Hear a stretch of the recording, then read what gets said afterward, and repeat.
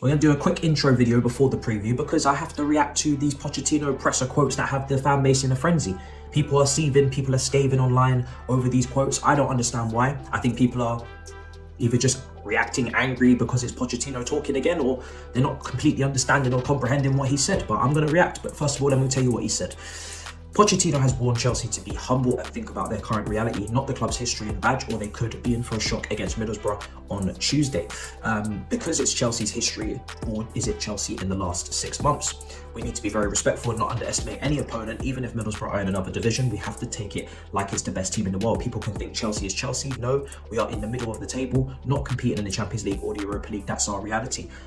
What was wrong about this quote? Why are people cussing? Why are people screaming, saying, oh, he's got no standard Spurs mentality? He is talking to the players. It's not every time he speaks in a presser, he's talking to the fans. There's many times a manager will use the press conference to talk to his players indirectly to put a different pressure on them. And he's saying, you are not Drogba, you are not Lampard, you are not Terry of 2005. You do not get to wear the crest on your chest and think that that's enough. You are not the standard setters. You guys are trying to set your own standard, and to do so, you need to work your bollocks off because you're not the same level of player. You don't have the same mentality. This is a different generation of players, and you guys have to absolutely go into this game like it's your last. And that's the standard he's setting. He doesn't want them to think that they're top of the league because they're not. They're mid-table. He doesn't want them to think they're in the last 16 of the Champions League because they're not. They're not in it. You guys, it's a reality check. Now, it doesn't sound nice. It doesn't sound like proper Chelsea. It's not the standard over the last 20 years, but this is reality. Why is that wrong? Why is it wrong to have a reality check and call it for what it is? I don't understand why people are saying that he doesn't want to win trophies, Spurs mentality. Why on earth would Pochettino not want to win this trophy? Please, enlighten me. It doesn't make any sense.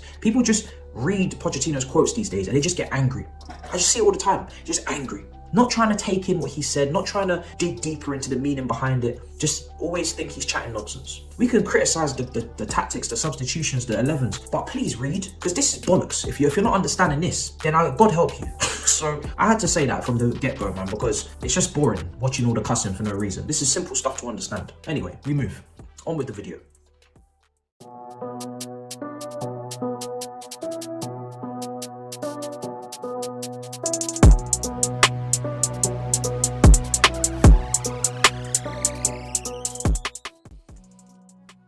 Yo people, welcome back to the YouTube channel. You already know what time it is. It's time for another video. Big up your damn selves in the building. Make sure you smash up the likes every single damn time and subscribe if you're new.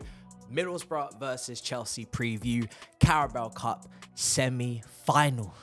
We got a lot to get through today, and there's certain things I'm gonna have to park and pass over to another video that will come out on Wednesday after the game is over, which is the left back situation. We'll go into more detail because there is a situation. Now, where do we begin?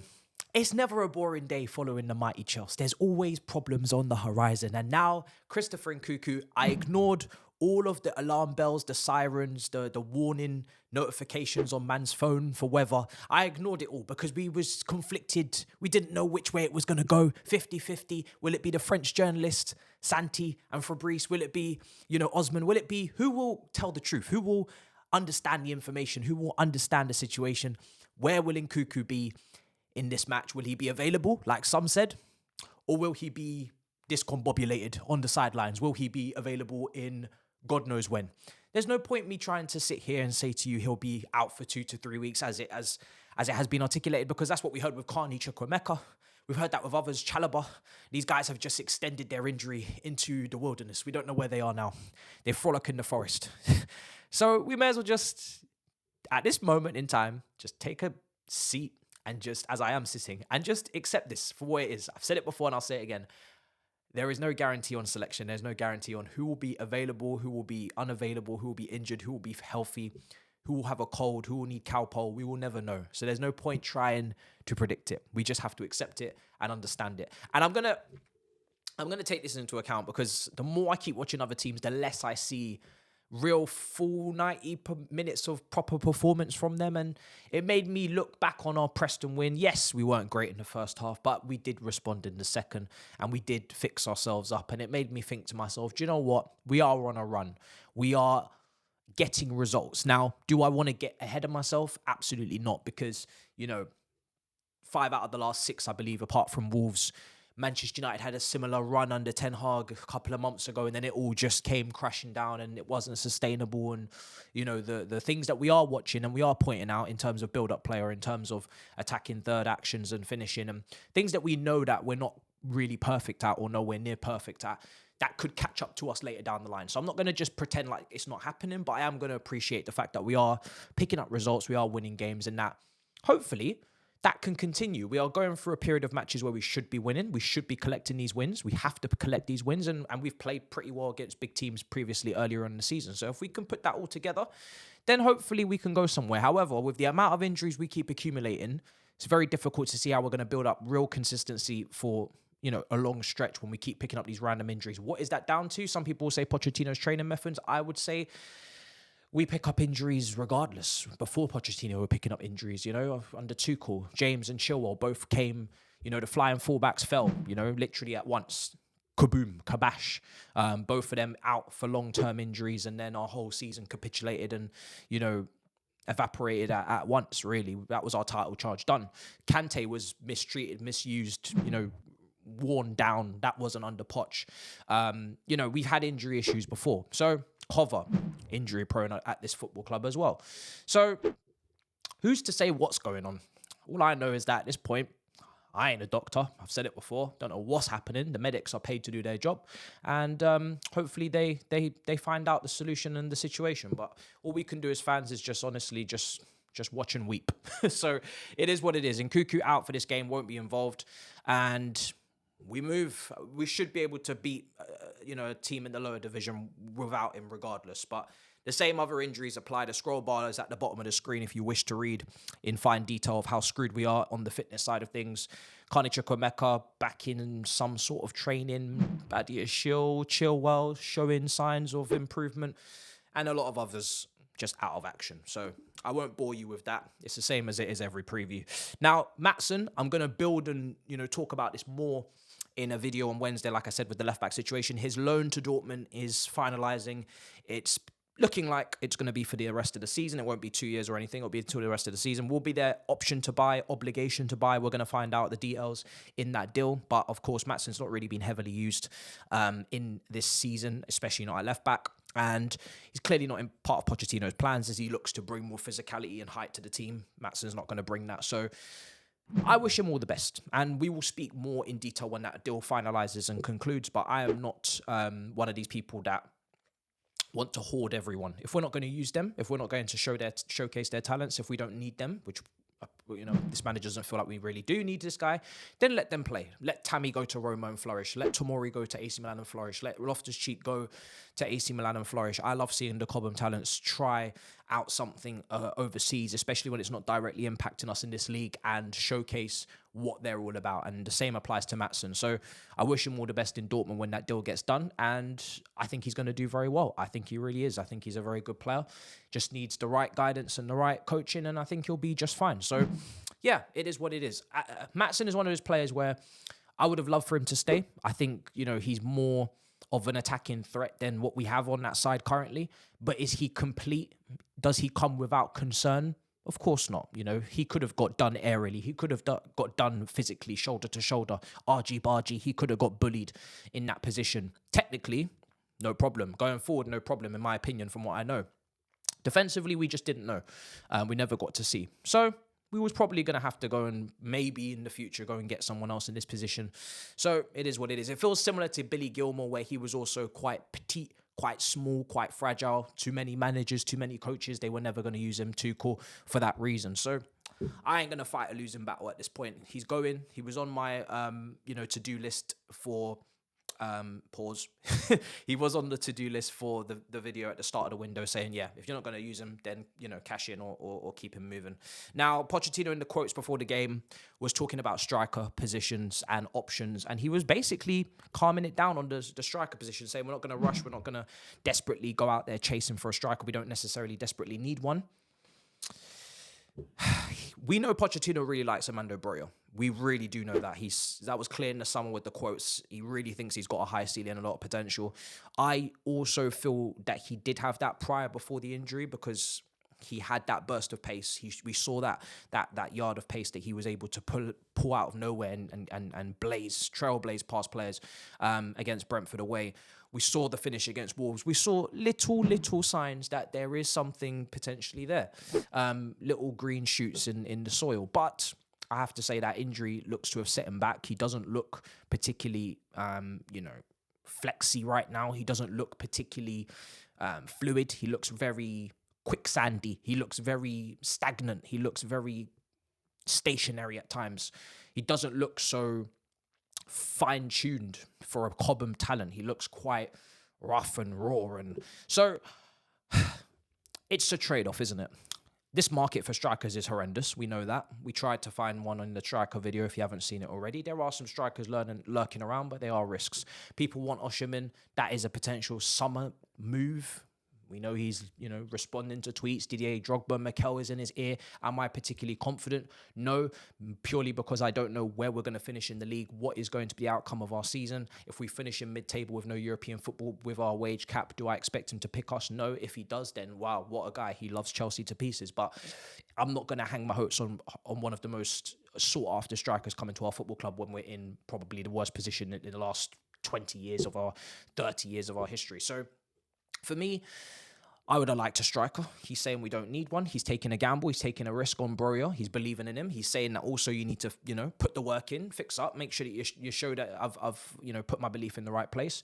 But he's saying that, listen, he's got Broja, he's got Palmer that can play up there. Don't particularly want to see Palmer up the front too much, to be honest. We saw him against Arsenal, obviously, in that false line role. He did a great job, but I don't really want to see Palmer there. And I also want to stress, when we start to misuse and misprofile players and for long periods because we don't have things sorted and, our situation is unclear in terms of forward options. Mason Mount in particular, we used to play him in out of position and then he just couldn't even revert back to a midfielder. I don't want the same to happen to Cole Palmer. So, yeah, I would like a proper striker. Put Cole Palmer in his strongest position. Don't start to misguide him and potentially ruin his development. So, yeah, he's taking a gamble. It's a massive one because we do need goals and we do need output for the rest of the season if we're going to finish in European places. So am I particularly, upbeat about the comment not to put pressure on the board to get that striker? My opinion would prefer he got the striker. But at the same time, I don't want us to waste funds. If we don't find or see anybody out there that we think is the right fit, then I guess there's nothing we can do. We have to move on. Now, he had plenty of praise for Malo Gusto, of course, as well in the pre-match comments. No surprise because the player has been versatile. He has been fantastic. He's been getting assists. He's been giving us attacking input. And also defensively, he's been playing very well. Flexible on both flanks, like I said. And just for his age in his first season in the Premier League in England, pretty damn impressive and not really spoken about enough outside of the walls of Chelsea. But listen, I ain't got a problem with that. It's not an issue. Keep it quiet, keep it hush, and keep it moving. Now, of course, he's spoken about the importance of this game. Guys, it's a semi-final against Middlesbrough. We have also Aston Villa in the next round of the FA Cup, the fourth round. That draw was done last night. We played them at home. Villa's away record is a bit sketchy. So, I'm not in tears, but I would have preferred a Halifax or, Accrington Stanley or, I don't know, a Macclesfield or, someone that needs us in this time of there's a financial crisis going on. I want these clubs to get their money, get their bread, get their peas, so to speak. And if we as a club could help out and potentially give them a big piece of the pie and, send them on their merry way for the season and cover all their costs, I would love that. It's got nothing to do with me wanting a favourable fixture and wanting to pass through this round with ease. Not at all. Not at all. I just want to help out the football pyramid, and I know you do too. So big up to you. But unfortunately, we play Aston Villa. We should, feel relatively, quietly optimistic with that because, like I said, they don't travel well. And last time we played them, we were actually playing pretty well until the red card for Gusto, which was an absolute sham. And yeah, listen, we'll see how that goes. It's a while away now. We focus on Middlesbrough. Middlesbrough's a massive game, guys. Semi-final. 2 legs away first at the Riverside, then back to the Bridge. We need to get to Wembley. I don't need to bore you by telling you that this is a do or die situation. Do not get knocked out to Middlesbrough. It will be mad if you do. So I don't need to tell you that. You know the situation. Now let's get to my team because we know that Maatsen's not going to be involved. Like I mentioned earlier, he's on his way to Dortmund. So teams are on screen now. and take them in, because we've started doing something on these previews, which is Pochettino's team, predicted, Chelsea lineup, and my lineup. What I want, what I expect. Two different things. So, on screen, with both of us wearing our wonderful shades, sunglasses in the top left-hand corner. Pochettino's team, this was the predicted lineup, and Sterling to start, obviously scored that free kick in the last match, brings the experience that we know that Pochettino would probably want to lean on in a semi-final of a game of this magnitude. And Madueke, who, didn't get a full 90, got smaller or less than Mudryk in terms of minutes shared against Preston, probably gets the nod because he's in form, and he got the worst of it. He got the worst of the minutes allocated and shared out against Preston. So I wouldn't lie. That's what I expect. I'm not expecting to see Mudryk and Madueke on the flanks. I would like to, but I'm not expecting it. Especially when Sterling scored as well. I thought that kind of sealed the deal for him to start again. Broja up front is the only striker option, and Palmer in the 10. Gallagher probably starting alongside Caicedo and just keeping Enzo ticking and keep him well looked after. Not maybe playing them back to back from the start. And obviously, no Maatsen, so Colwell goes left back, and the rest of the back 4-5 sorts itself out. I don't think Alfie will start this game because it is a massive semi-final. He did play against Preston. He got an opportunity. He impressed. Maybe if we get things wrapped up in the first leg, then second leg, he might get a better opportunity at the bridge. That's what I predict. But what I want is on screen 2. And I'm going balls to the walls because I would like to see the South American double pivot continued to build back some sort of relationship and chemistry. I think this is the perfect game to do it because it is a lighter opposition where we should dominate the ball. We should have an influence on the game. We should play with the same intensity and, kind of the same type of aggression and quality that we showed in the second half against Preston. We need to start that way against Middlesbrough. Don't play like you did in the first half with the handbrake on, not playing forward passes if you're Disasi, not taking risks, not getting players in the wide positions at full back. This is why I want Gusto back at right back, because I feel like Gusto at left back, he gives it his all and he still manages to create things, but it makes us incredibly predictable because the left-hand side now has got 2 right footers cutting in, chopping in on their stronger foot and narrowing the pitch. And against a team that's probably going to, look to sacrifice the ball, Middlesbrough mid-table under Michael Carrick this season, we need to have a little bit of more dynamism, a little bit more width, a little bit more of an overlap. And Gusto, giving that to Madueke will be a much more appetizing watch than watching 2 players cutting on their stronger foot on the other side. Colwell at left back, we're used to it at this point. We don't have any other option because of the injuries and the sale of or the sanction of an exit for Maatsen. And like I said, I want to see Enzo and Caicedo continue to build that relationship. I thought Enzo was much better against Preston. I mean, he's actually had some good games recently before the injury as well. He got some goals, before that as well, and then obviously scored against Preston. In that deep line playmaker midfield position, getting his foot on the ball, and I want people making runs. Make runs. When Enzo's on the ball, you should be making runs. There was too many times against Preston where everybody was coming to the ball, looking for it short, to feet.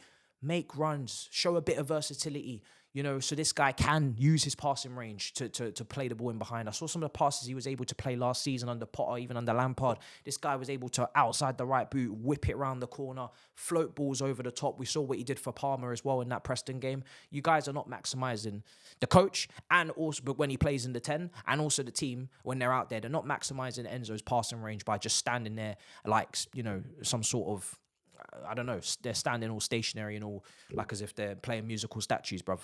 Liquidator stopped playing as soon as kickoff started, bruv. What's going on? Do we need music to play whilst you guys are on the pitch? If you're going to, it's mad. It's mad. Get moving, bruv. Get moving. Palmer in the 10 makes the most sense. And yeah, Disasi didn't play great in the game against Preston, but now Silva's next to him and breaking him and Colwell up a bit, I'm going to put him right in the middle of those two, marshal them, look after them, because they weren't great against Preston in the first half. And yeah, defensively, listen, we ain't great. There's a lot of errors and a lot of heebie-jeebies going on back there. Colwell at left back defensively, backing off, you know how I feel. Well, it's all we got, so we should be able to take care of business against Middlesbrough. That's my team. You let me know yours in the comments down below. Make sure you subscribe. Make sure you smash up the likes, guys, if you haven't already. And like I said, let me know your team. Let me know your score prediction. I would go with a healthy 2-0 win. That would be nice.